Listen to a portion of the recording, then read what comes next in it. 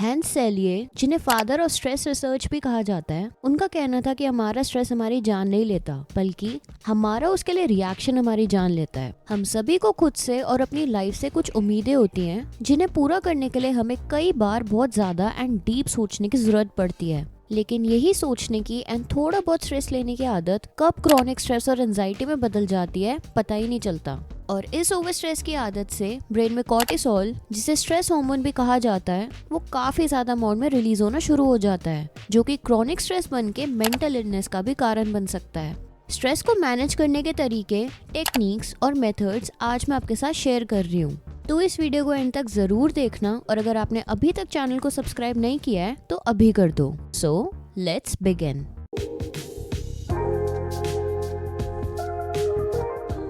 Number 1, अमोर फाती। अमोर फाती एक Latin phrase है जिसका मतलब है लव ऑफ फेट, यानी कि आपके साथ लाइफ में अच्छा हो या बुरा, आपको दोनों ही सिचुएशन के लिए हमेशा तैयार रहना चाहिए और उसे विलिंगली एक्सेप्ट करना चाहिए अगर आप अपनी लाइफ में सच में ग्रेटनेस अचीव करना चाहते हो तो। अमोर फाती को सबसे ज्यादा डिटेल में लिखने वाले और इतना पॉपुलराइज करने वाले फिलोसोफर फ्रेडरिक नीचे थे।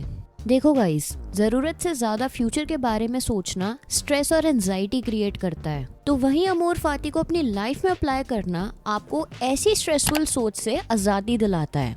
यानी कि आपको आज सिर्फ अपने प्रोसेस पर फोकस करना है और उसे एंजॉय करना है, बिना रिजल्ट या आउटकम के बारे में स्ट्रेस करने के।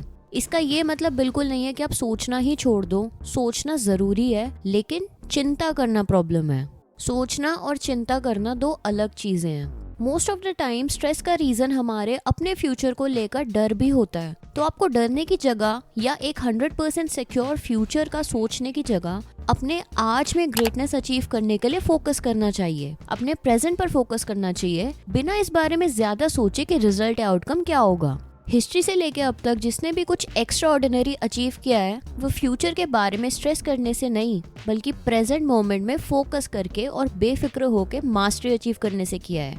Number 2, find a solution and move on.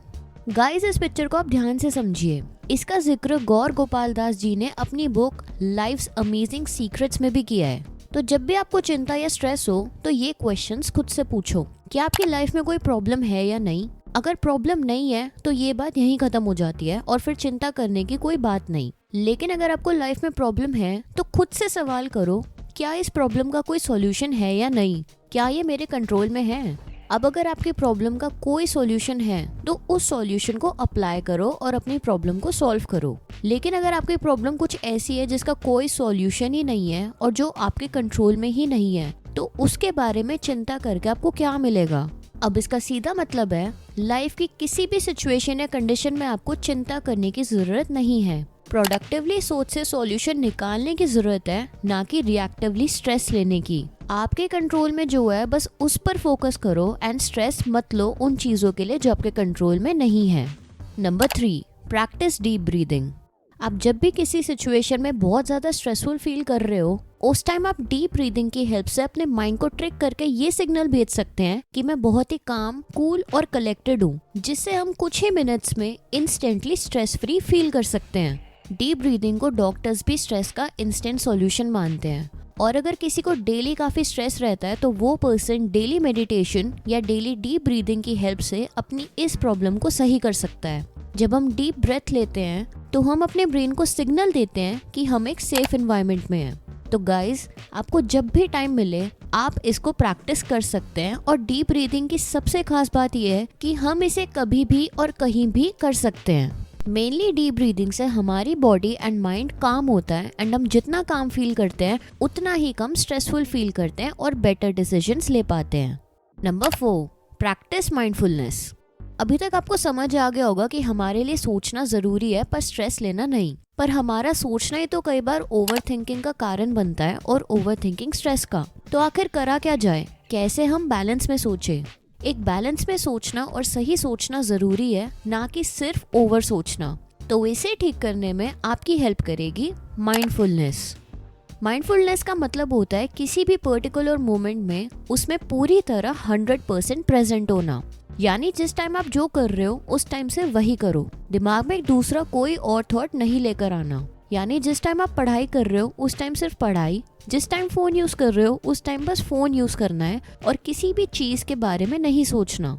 जिस टाइम काम कर रहे हो उस टाइम बस काम, और जिस टाइम वर्कआउट कर रहे हो उस टाइम बस वर्कआउट। अब सवाल ये आता है कि ये होगा कैसे।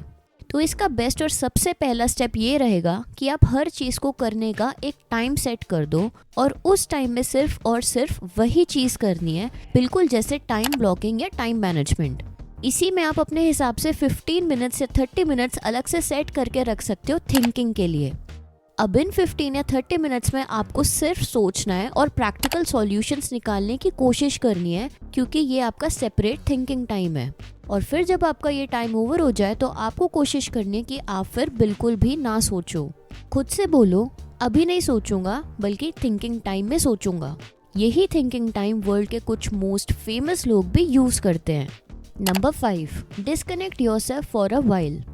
जब आपको कोई स्ट्रेसफुल ईमेल रिसीव होता है या आपका फ्रेंड आपको कोई बैड न्यूज़ देता है या फिर कुछ ऐसा हो जाता है जिसकी आपने उम्मीद नहीं की थी और ना ही आपको पसंद है, तो बहुत सडन रिएक्शन होता है उसके बारे में स्ट्रेस फील करके पैनिक करना। लेकिन आपको कुछ देर के लिए खुद को उस प्रॉब्लम से डिस्कनेक्ट कर लेना चाहिए। कुछ देर के लिए कुछ स्टेप्स पीछे ले लेना एक बड़ी जंग के लिए हमें रेडी करता है। तो वैसे ही उस टाइम कुछ भी रिएक्ट ना करे, कुछ देर के लिए उस प्रॉब्लम से डिस्कनेक्ट हो जाने से आपको एक ब्रीदिंग स्पेस मिलती है। इस स्पेस में आप कुछ और काम कर सकते हैं, जैसे आप वॉक पर जा सकते हैं, अपने डॉग के साथ खेल सकते हैं या एक्सरसाइज कर सकते हैं। यानी कोई भी ऐसी चीज जिससे आपको कुछ देर का ब्रेक मिल सके। जब आप इस ब्रेक को ले लो उसके बाद दोबारा उस प्रॉब्लम पर वापस आओ और तब सोचो कि कैसे मुझे इसे हैंडल करना चाहिए।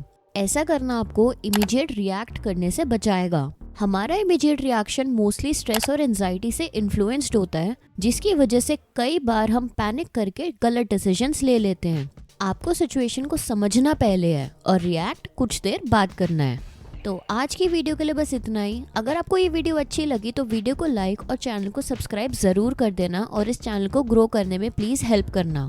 तो मिलते हैं फिर अगली वीडियो में, तब तक के लिए take care and bye bye.